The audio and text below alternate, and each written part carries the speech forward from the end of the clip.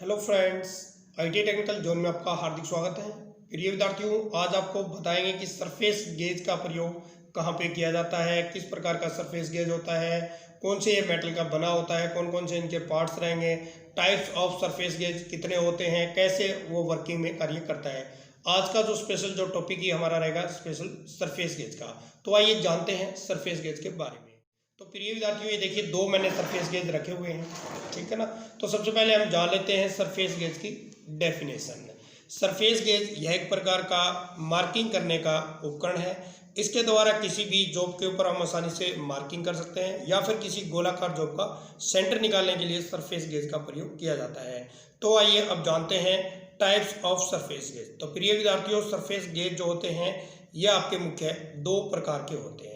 Number first पे है ये आपका फिक्स टाइप सरफेस गेज, ठीक है ना।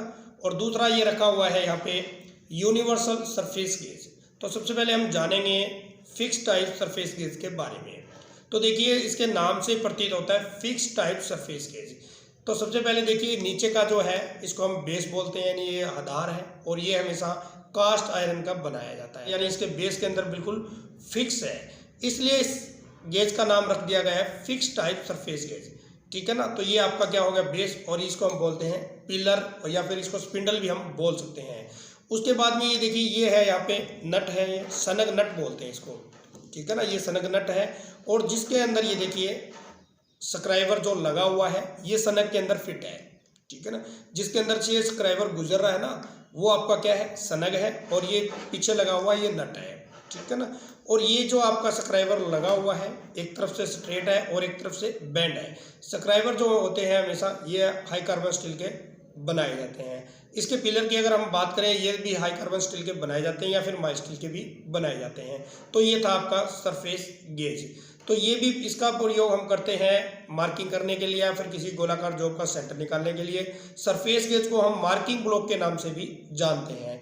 आपको प्रैक्टिस करके दिखाएंगे लाइव, इस तरीके से आप सरफेस गेज से मार्किंग कर सकते हो, क्योंकि इससे जब हम मार्किंग करते हैं तो वो सही तरीके से नहीं होती, जिसके अंदर स्क्राइबर जो है उसको एडजस्ट करना बड़ा मुश्किल होता है। इससे और अधिक एक्यूरेसी में मार्किंग करने के लिए या फिर किसी गोलाकार जॉब का सेंटर निकालने के लिए यूनिवर्सल सरफेस गेज का प्रयोग किया जाता है, जो कि काफ़ी इंपॉर्टेंट रहेगा आपके लिए। तो प्रिय विद्यार्थियों, इस सरफेस गेज को बड़ा गौर से आप देखिए, क्योंकि मोस्टली सरफेस गेज के क्वेश्चन एग्जाम में 2 या 3 पूछे जाते हैं, ठीक है ना। तो देखिए सबसे पहले हम जानते हैं इसके बेस से। तो नीचे वाला जो है ये आपका इसको हम बेस बोलते हैं, ठीक है ना। आधार, आधार के नीचे जस्ट आपको वी स्लॉट कटा हुआ नजर आएगा, ये देख सकते हो आप, ठीक है ना। ये जो स्लॉट आपको जो नजर आ रहा है ये वी स्लॉट है, क्योंकि इसकी जो फेस जो है नीचे का जो बेस है वो काफ़ी हाई एक्यूरेसी के अंदर फिनिशिंग किया हुआ है। अगर ये वी स्लॉट अगर नहीं देते हैं तो सरफेस प्लेट और इसके बेस के अंदर वैक्यूम पैदा हो जाता है, उसकी वजह से ये क्या है कि मूव नहीं कर पाएगा। दूसरा, इसके अंदर जो भी सरफेस के जो धूल कण मिट्टी होती है वो इसके वी आकार का जो खांचा है उसके अंदर आसानी से वो सेट हो जाते हैं, जिसकी वजह से आसानी से मूव करता है। तो आइए अब जान लेते हैं पार्ट्स ऑफ सरफेस गेज। तो यूनिवर्सल सरफेस गेज का सबसे पहले ये बेस है, उसके बाद में ये 2 पिन देख सकते हो, ठीक है ना। ये गाइड पिन है और काफ़ी बार एग्जाम में ये क्वेश्चन पूछा जाता है भी 2 ये पिन लगाई गई है, इसका नाम क्या है। तो ये क्या है गाइड पिन।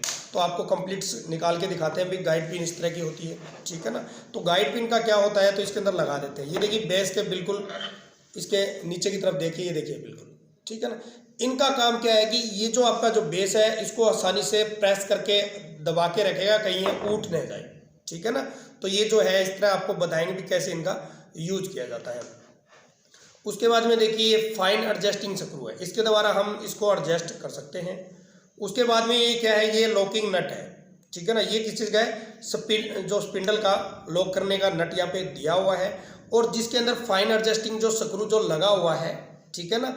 इसके अंदर किसके अंदर ये गुजरा हुआ है, इसको हम बोलते हैं रोकर आर्म, ठीक है ना। रोकर आर्म के अंदर से ये देखिए ये जो अलग पार्ट्स जो है ये आपका रोकर आर्म है, और ये फाइन एडजस्टिंग स्क्रू है जो कि इसको रोकर को अप एंड डाउन करता है। उसके बाद में ये जो भाग है ये आपका क्या रहेगा, ये कंप्लीट ये स्पिंडल है, और स्पिंडल के अंदर ये क्या लगा हुआ है, ये सनक है, ठीक है ना। और सनक को टाइट करने के लिए एडजस्टिंग नट लगा हुआ है। तो देखिए इसके अंदर जो स्क्राइबर जो गया हुआ है, ये देख सकते हो, ये सनक के अंदर से गया हुआ है और सनक को टाइट करने के लिए नट का प्रयोग किया जाता है। तो ये थे इसके मुख्य पार्ट्स। एक बार फिर आपको बता देता हूँ कि जो सरफेस गेज होता है उसका दूसरा नाम रहेगा आपका मार्किंग ब्लॉक, क्योंकि मार्किंग ब्लॉक के नाम से भी जाना जाता है। तो आइए लाइव प्रैक्टिस हम करते हैं भी कैसे इससे मार्किंग की जाती है। मार्किंग करने से पहले हम प्रयोग करते हैं साथ में एंगल प्लेट का। तो ये मैंने एंगल प्लेट ली हुई है। एंगल प्लेट के जस्ट में एक स्टील रूल लगाया गया है, ठीक है ना। क्यों लगाया गया है? क्योंकि यूनिवर्सल सरफेस जो गेज होते हैं यह एक प्रकार का अप्रत्यक्ष मापी उपकरण है, ठीक है ना। तो इसलिए इसके द्वारा मेजर करना बहुत ही जरूरी है। तो ये एंगल प्लेट ली हुई है, साथ में स्टील रूल, और यहाँ पे लगा देते हैं जॉब, ठीक है ना। जॉब के ऊपर देखिए मैंने मार्किंग मीडिया लगाया हुआ है। तो इस तरह आपको सेट करना है, ठीक है ना। तो सेट करने के लिए हमने कर दिया है, और ये है आपका फिक्स टाइप। अब आपको बताएंगे भी फिक्स टाइप में और एडजस्टेबल टाइप में क्या फ़र्क है।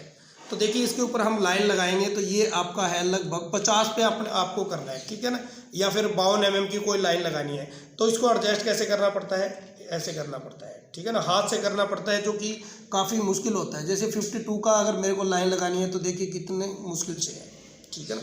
तो ये साइज मैंने ले लिया है। इसके बाद आपको क्या करना, बेस को ऐसे पकड़ना है और हल्का सा दबा के इसको, और ये देखिए इस तरीके से। तो ये देखिए हम लाइन में यहाँ पे लगा रहा हूँ, ठीक है ना। तो इस तरीके से आप लाइन लगा सकते हो। तो ये था आपका फिक्स टाइप। तो आइए अब लगाते हैं हम यूनिवर्सल से, ठीक है ना। यूनिवर्सल जो कि काफ़ी अच्छा होता है, जिससे हम फाइन एक्यूरेसी में मार्किंग कर सकते हैं। तो देखिए कैसे कर सकते हैं। तो ये आप देख सकते हो। तो ये हम लाइन लगाते हैं इसके ऊपर 55 की, ठीक है ना। तो इसको एडजस्ट करने के लिए देखिए एडजस्टिंग स्क्रू दिया हुआ है, यहाँ पे आप देख सकते हो।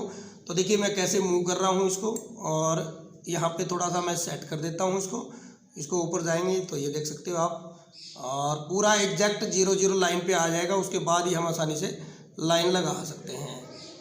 तो ये देखिए बिल्कुल एग्जैक्ट इसके लाइन के ऊपर आ चुका है ये। तो अब हम मार्किंग करते हैं। तो देखिए इसको ऐसे करके, और ये आपकी लाइन यहाँ पे लग जाएगी, ठीक है ना। तो इस तरीके से लाइन लगा सकते हो। तो आइए अब आपको बताते हैं भी दूसरी जो लाइन जो लगेगी वो हम लगाते हैं 60 mm की, ठीक है ना। तो फाइन एडजस्टिंग स्क्रू से हम ऐसे करेंगे। तो आप देख सकते हो कैसे कैसे। तो ये देखिए 60 लिया हुआ है, और इस तरीके से हम इस पर लाइन लगा सकते हैं, ठीक है ना। अब आपको वर्टिकल अवस्था के अंदर लाइन लगा के दिखाते हैं कि इस जॉब को हमने रख दिया है इस तरीके से, ठीक है ना। इस तरीके से भी लाइन आपको कितने की लगानी है वो देख सकते हो आप, क्योंकि ये 60 का खुला हुआ है ना। तो इसी तरह हम 60 की एक लाइन यहाँ पे ऐसे लगा सकते हैं। दूसरा जो जैसे भी हम इसका यूज करेंगे, तो ये देखिए 2 गाइड पिन दी हुई है ना, ये वाली दोनों। इसको कैसे करना होता है, हाथ को ऐसे रख के और हथेली का दबाव इसके ऊपर ऐसे होता है ये, ठीक है ना। इसकी वजह से क्या होता है कि जैसे हम इसका प्रयोग करेंगे तो वैक्यूम पैदा हो जाता है, उसकी वजह से ऐसे अप एंड डाउन करता है। उसको सही करने के लिए गाइड पिन लगाई गई है। तो ऐसे आपका जो हाथ का दबाव है वो ऐसे होना चाहिए, और आसानी से हम लाइन लगा सकते हैं। तो आइए अब लगाते हैं हम 70 के ऊपर एक लाइन, ठीक है ना। इसको और थोड़ा ऊपर की तरफ हम करते हैं, ठीक है ना। तो देख सकते हो कैसे कैसे इस तरीके से आप आसानी से इसको एडजस्ट कर सकते हो। देखिए 70 हो चुका है, और अब इसके बाद आपको यहाँ पे एक लाइन लगानी है। तो इस तरीके से हम मार्किंग कर सकते हैं। उसके बाद हम चलते हैं नीचे की तरफ, फिर एक लाइन लगाएंगे 40 के ऊपर। देखते हैं भी 40 से पे हम आसानी से लाइन लगा सकते हैं या नहीं लगा सकते। तो ये देखिए ये 40 पे मैंने कर लिया है, और ये देखिए बिल्कुल 0 सेट कर ली है, और ये इस तरीके से। तो प्रिय विद्यार्थियों, मैंने कंप्लीट से आपको बता दिया है यूनिवर्सल सरफेस के बारे में और फिक्स टाइप सरफेस के बारे में। फिर भी इससे संबंधित अगर आपका कोई क्वेश्चन हो तो आप कमेंट कर सकते हो। आशा करता हूं कि ये वीडियो और ये टॉपिक आपको जरूर पसंद आएगा। फिर मिलता हूं एक नई वीडियो एक नए टॉपिक के साथ। तब तक आपको जय हिंद, जय भारत, वंदे मातरम।